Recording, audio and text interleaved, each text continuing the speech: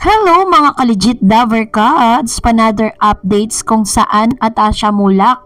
Ito pala ang tunay na dahilan kung bakit tila baga may mga pagkakataong nawawala siya. May malaking sorpresa palang nag-aantay. Ang lahat ng yan. But before that, if you haven't subscribed yet to my YouTube channel, please don't forget to like, share, and subscribe at hit mo na rin ang notification bell for more showbiz updates. Of course, bago tayo magpatuloy, nais ko po muna magpasalamat sa lahat po ng mga legit viewers, subscribers at legit lover cards po natin na lagi nag-aabang at umaantabay sa lahat ng ating mga updates. Maraming salamat po sa inyong panunood.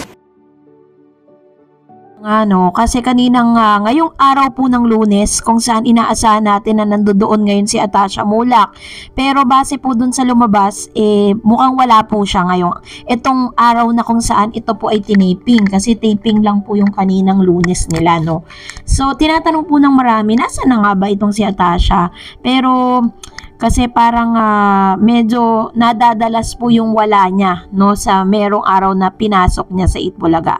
So bago yan, syempre po, base po sa isang interview ni Mr. Atasha Mulak, sinabi niya na ang pagiging isa sa mga legit Dover Cats ay tinuturing niya biggest blessing para sa kanya kasi she really feels so at home, sabi niya.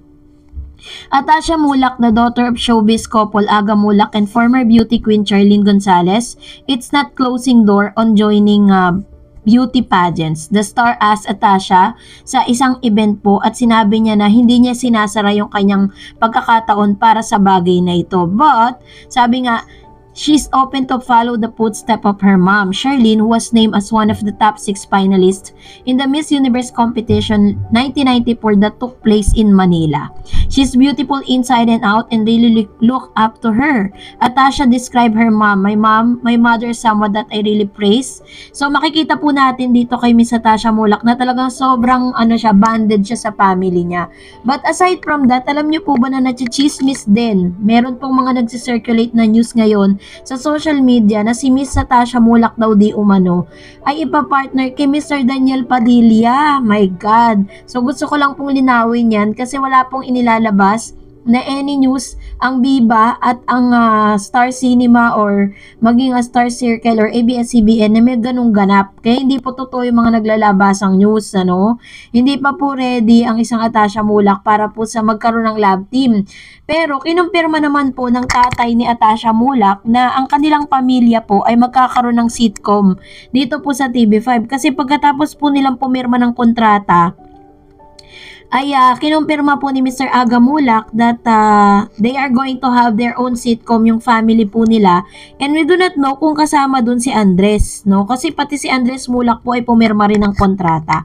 At karamihan sa mga nagtatanong ngayon, bakit nga po parang sobrang busy si Atasha Mulak sa mga panahong ito? Unang-una po, meron po siyang ginagawa silang sitcom ng kanyang father.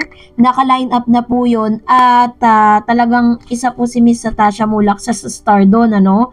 Kasi parang nauna na si Atasha sa showbiz tapos isusunod nila si Andres Mulak.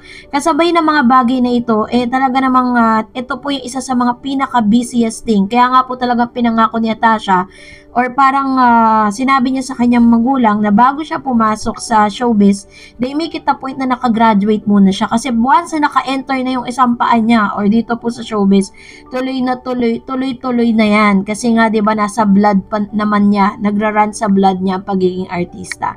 And aside from that, si Miss Atasha Mulak din po ngayon ay nag-aaral para po sa kanyang acting workshop.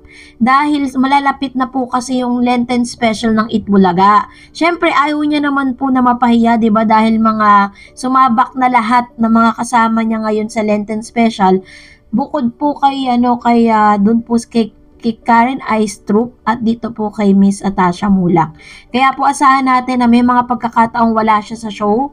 may mga times na nandun siya at may mga schedules na wala siya.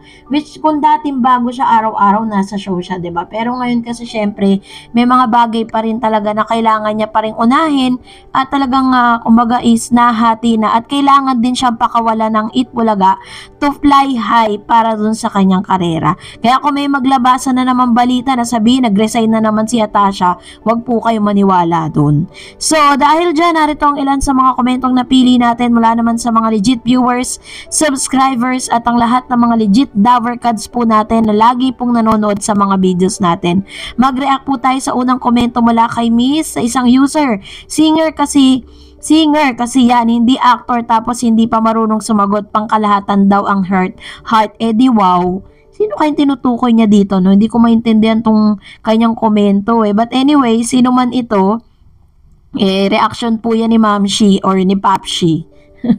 ng isa sa mga legit Davercads natin. Hindi tayo pwedeng dyan sumalungat dahil yan ang kanyang yan ang kanyang knowledge about dun sa pinanood niya, kanya-kanya namang reaction niyan, 'di ba? So anyways, maraming salamat po dito po sa isang user po natin na nagkomento patungkol sa bagay na ito. And at the same time, meron pa po sabi naman po ng isang komento, no? Sabi ni CMD 2194, nag-iba yung shoes ni Bossing sa Gimme 5, color blue on shoes niya nung kausap sila ni Lola Belen. Then naging Yeezy nung maglalaro na ang mga players. Recorded po today, yes po. Recorded po. Last Saturday po yon tama. Recorded po yung kanilang karamihan sa mga pinapalabas sila. Kaya tingnan nyo kung manonood kayo sa social media. Premiered yun, live broadcast. Tapos, kaya may mga commercials na naka-insert eh. Pag nanood kayo sa YouTube tsaka sa Facebook, may mga commercial siya. Ibig sabihin nun, hindi po yun live. And of course, another comments, Marvin Manzanilla, malamang si Tash nasa acting workshop kasi malapit ng Holy Week. Meron kasing Lenten special palagi ang Itbulaga. Ito po yung sinasabi ko sa inyo na kadalasan wala po si Tash. Asahan po natin yan na nagte-training po siya para po sa darating na Lenten special ng Itbulaga.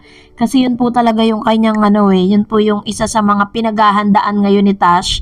At ibibiglain tayo ni Tasing, no? Dito po sa kanyang acting workshop. Makikita natin kung paano niya talagang pinag-igi dahil syempre nahihiya siya sa mga batikan, di ba?